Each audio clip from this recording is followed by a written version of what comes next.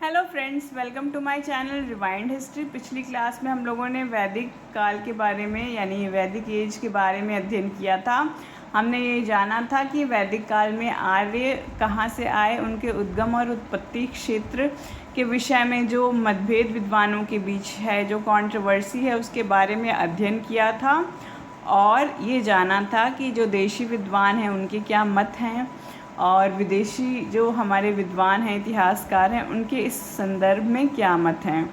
निष्कर्ष रूप से हमने ये भी समझा था कि आर्य मध्य एशिया या पश्चिम एशिया से आए।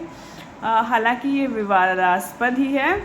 आज हम लोग वैदिक काल के विषय में अध्ययन करेंगे और आगे बढ़ेंगे। तो चलिए आज की क्लास को शुरू करते हैं। वैदिक काल ये संपूर्ण काल जिसका कि जो समयावधि है वो 1500 से 600 ईसा पूर्व बताई गई है। ये संपूर्ण काल दो भागों में विभाजित किया गया है, ऋग्वैदिक काल और उत्तर वैदिक काल। ऋग्वैदिक काल का तात्पर्य उस काल से है जिसके विषय में हमें जानकारी ऋग्वेद से मिलती है और इसका समय 1500 से 1000 ईसा पूर्व रखा गया है। उत्तर वैदिक काल का तात्पर्य उस काल से है जिसकी समयावधि 1000 ईसा पूर्व से 600 ईसा पूर्व के मध्य रखी गई है। आज हम लोग ऋग्वैदिक काल के विषय में अध्ययन करेंगे जिसकी समयावधि 1500 से 1000 ईसा पूर्व है। इस काल के विषय में अध्ययन करने के लिए या जानकारी प्राप्त करने के लिए हमारे पास जो महत्वपूर्ण स्रोत है वो है ऋग्वेद। ऋग्वेद 10 मंडलों में विभाजित है, जिसमें से दूसरे से 7वां मंडल जो है वो सबसे प्राचीनतम है। पहला, 8वां, 9वां और 10वां मंडल बाद में जोड़ा गया। चलिए हम अब ये जान लेते हैं कि आर्यों का प्रसार या विस्तार क्षेत्र या जहाँ वो निवास करते थे ऋग्वैदिक काल में, वो कौन सा क्षेत्र था। तो इस संदर्भ में हमें ऋग्वेद में कई बार कई भौगोलिक क्षेत्रों का नामोल्लेख मिलता है और इस संदर्भ में हमें ये पता चलता है कि जो आर्यों का मुख्य रूप से ऋग्वैदिक काल में विस्तार क्षेत्र था वो अफ़गानिस्तान से गंगा घाटी के मध्य समझा गया है या ऋग्वेद में ऐसा उल्लेख हमें मिलता है। आइए अब जिन भौगोलिक क्षेत्रों की चर्चा ऋग्वेद में की गई है या जिनका नामोल्लेख हमें ऋग्वेद में बार बार देखने को मिलता है उनकी चर्चा करते हैं। तो ऋग्वेद में हमें हिमालय का नामोल्लेख मिलता है और हिमालय की मुंजवन चोटी का भी नामोल्लेख प्राप्त होता है। पश्चिम में अफ़गानिस्तान में जो नदियों का नाम हमें मिलता है वो कुभा यानी कि काबुल, क्रुमु, कुर्रम, गोमत, गोमती और सुवास्तु नदियां हैं। इनका नामोल्लेख हमें मिलता है और ये समझ में आता है कि ये जो नदियां हैं वो आर्यों की जीवन शैली का एक अभिन्न अंग थी। साथ ही हमें अन्य नदियों जैसे झेलम आदि नदियों के भी नाम देखने को मिले हैं।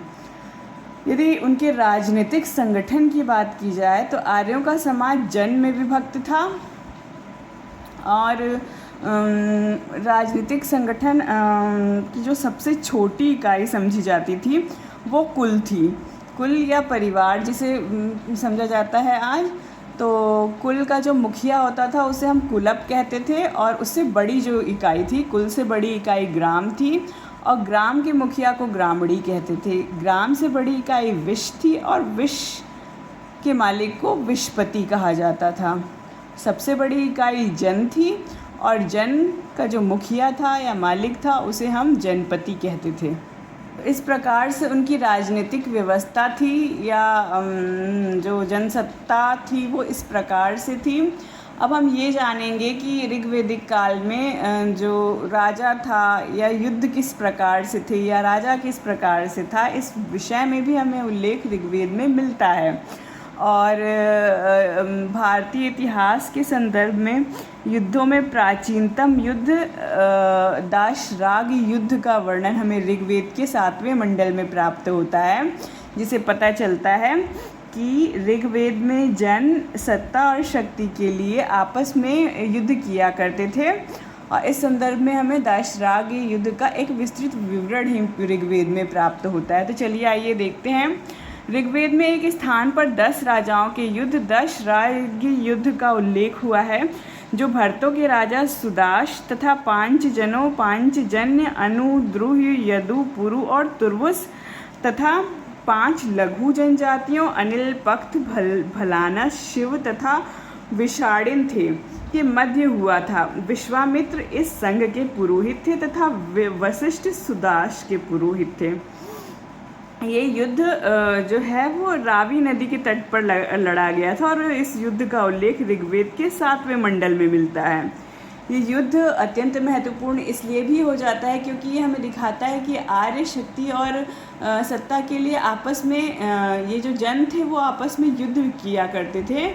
और इस युद्ध का परिणाम भी हमें देखने को मिलता है कि जो भरत क्लैन के या भरत जन के राजा थे उन्होंने 10 कबीलों या 10 जनों पर अपने सत्ता को स्थापित किया था और अपनी शक्ति को मनवाया था और इस युद्ध का परिणाम उनके पक्ष में था।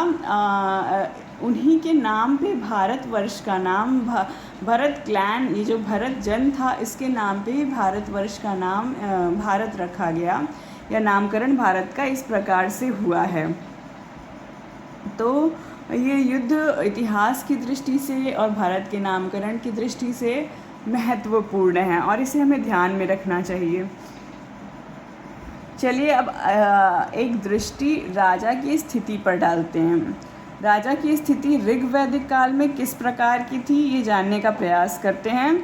तो राजा का पद दैवीय नहीं समझा जाता था और उसकी स्थिति कबायली मुखिया जैसी ही थी। जैसा कि हमने बार बार चर्चा की, वो जन का मुखिया होता था और उसका जो मुख्य कार्य था, राजा युद्धों में स्वयं जन का नेतृत्व करता था, यानी कि उसका जो मुख्य कार्य था वो जन के लिए युद्ध जीतना या जन के लिए युद्ध करना, यही उसका जो है मुख्य उद्देश्य होता था राजा के रूप में नियुक्ति प्राप्त करने का।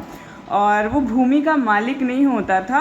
राजा का प्रमुख कर्तव्य प्रजा की रक्षा करना और रक्षा के बदले प्रजा उसे उपहार देती थी।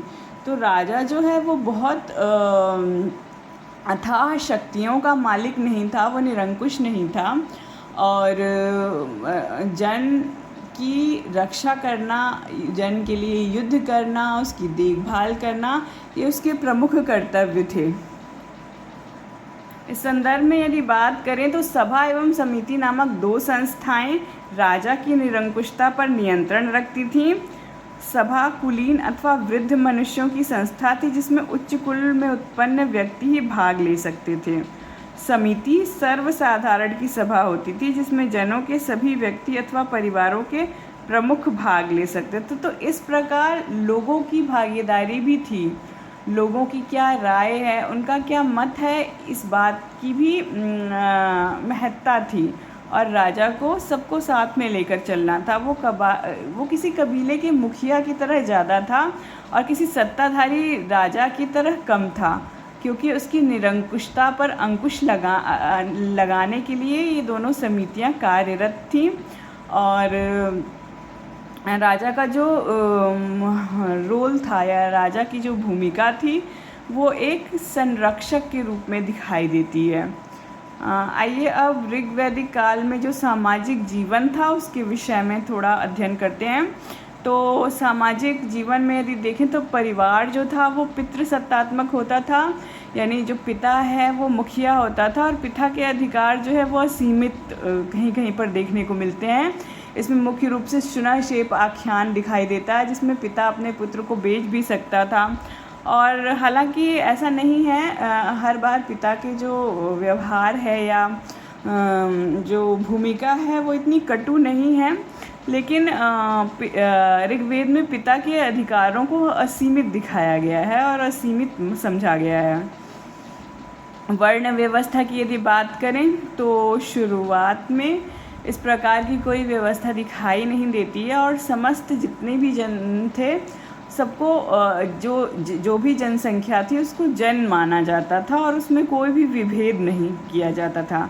जन से पहले यदि हम देखें तो आर्य, चरशरडी और कृष्टि का हमें उल्लेख मिलता है, जिसमें आर्य का मतलब होता था कि उत्पादन सामर्थ्य, और भारत के संदर्भ में इसका प्रयोग सामान्य जन के लिए किया जाता था। चरछड़ी वो यायावर प्रजाति जो घुमंतु थी और स्थायी जीवन से दूर थी।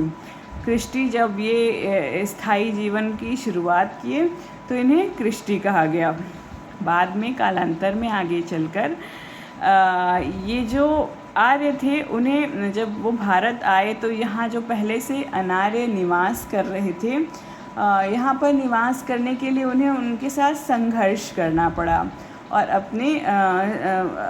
अपनी सत्ता को स्थापित करने के लिए इस संघर्ष के लिए उन्हें वीर योद्धा की ज़रूरत थी, और जो उनके युद्ध को नेतृत्व प्रदान करे और उनका संरक्षण करे। तो इसीलिए उस आर्यों ने अपने समूह से कुछ वीर योद्धाओं को चुना, जिन्होंने मुख्य रूप से युद्धों को संरक्षण प्रदान करने का कार्य किया। यहाँ पर जो वर्ण शब्द है उसको रंग के लिए प्रयोग किया गया है ऋग्वेद में, और जो गौर वर्ण के लोग थे उन्हें आर्य समझा गया, और जो कृष्ण वर्ण के लोग थे उन्हें अनार्य समझा गया, और जो समस्त जनसंख्या थी वो 3 वर्णों में विभाजित की गई, ब्रह्म, क्षत्र और वैश्य।